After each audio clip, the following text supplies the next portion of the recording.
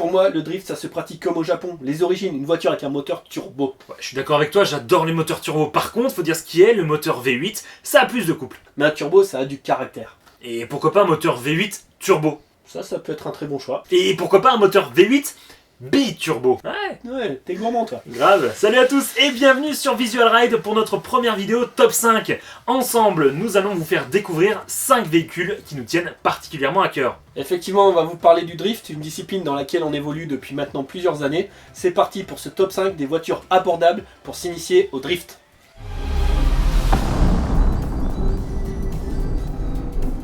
Et on commence tout de suite ce top 5 avec la Mazda RX-8. Au niveau des avantages, son châssis et la répartition des masses de 50-50. Elle a également une puissance suffisante, 192 ou 231 chevaux, qui vous permettront d'initier la glisse simplement. Sa ligne atypique, en ont séduit plus d'un, une berline avec 2 portes suicides, ce n'est pas courant.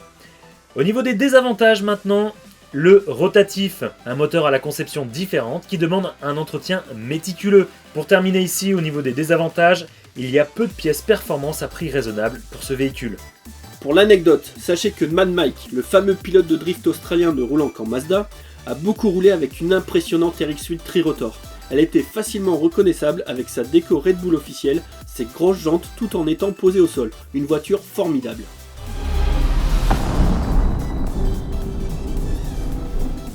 À la 4ème place, on retrouve une nouvelle fois une Mazda, la fameuse Mazda MX-5.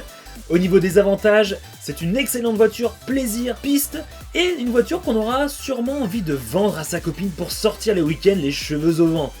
Son châssis sain et sécurisant va vous permettre de débuter l'apprentissage du drift tranquillement. La Mazda MX-5 possède également beaucoup de pièces performance et est relativement abordable. Au niveau des désavantages, la MX-5 est quand même sous-motorisée. Le plus gros moteur en 1,8 litre ne développe que 130 chevaux. L'empattement court ne favorise pas non plus le maintien de la glisse à haute vitesse. Pour l'anecdote, Laurent Goupy, très impliqué dans le milieu du drift, a été champion de France en 2011. Il a commencé au milieu des années 2000 avec une MX-5 NB.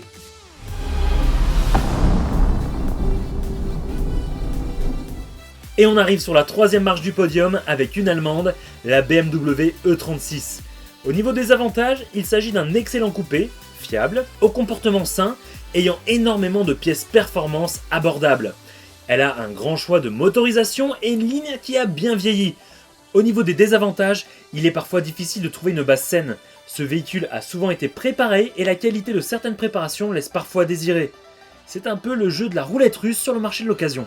Benjamin Boulbès a débuté avec une E36. Grâce à elle, il s'est construit un très beau palmarès. Vainqueur du Drift Challenge français en 2010, 2 titres de champion de France en 2013 et 2014, vice-champion d'Europe sur le King of Europe en 2013 après avoir terminé 3ème l'année précédente. Une monture efficace quand elle est bien emmenée.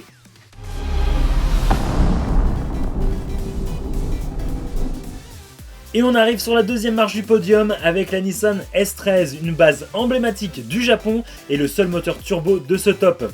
La Nissan S13 possède un gros potentiel de préparation, en particulier pour le drift. De très nombreuses pièces à tous les prix sont disponibles pour faire évoluer le véhicule et la S13 possède un très gros potentiel esthétique. Quelques inconvénients quand même pour cette S13, l'envolée des prix sur le marché de l'occasion et la qualité des préparations proposées qui n'est pas toujours au rendez-vous.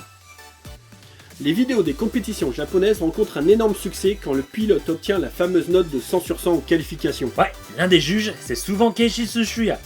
J'arrive jamais à le dire. C'est ça, plus simplement DK, le Drift King, et il n'est pas rare qu'il s'agisse d'une Nissan S13, même encore aujourd'hui.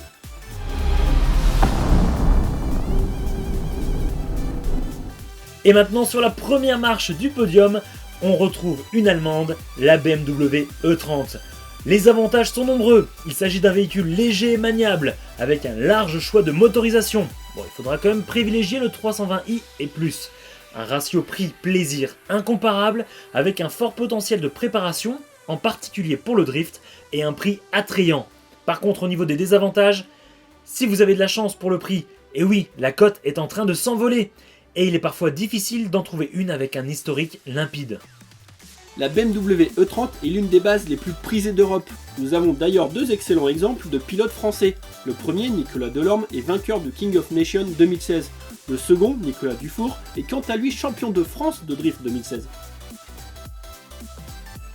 Si vous aussi vous voulez partager votre propre top 5 des voitures abordables pour commencer le drift, faites-le dans les commentaires et n'oubliez pas de vous abonner. Rendez-vous pour une prochaine vidéo. À bientôt. Salut à tous!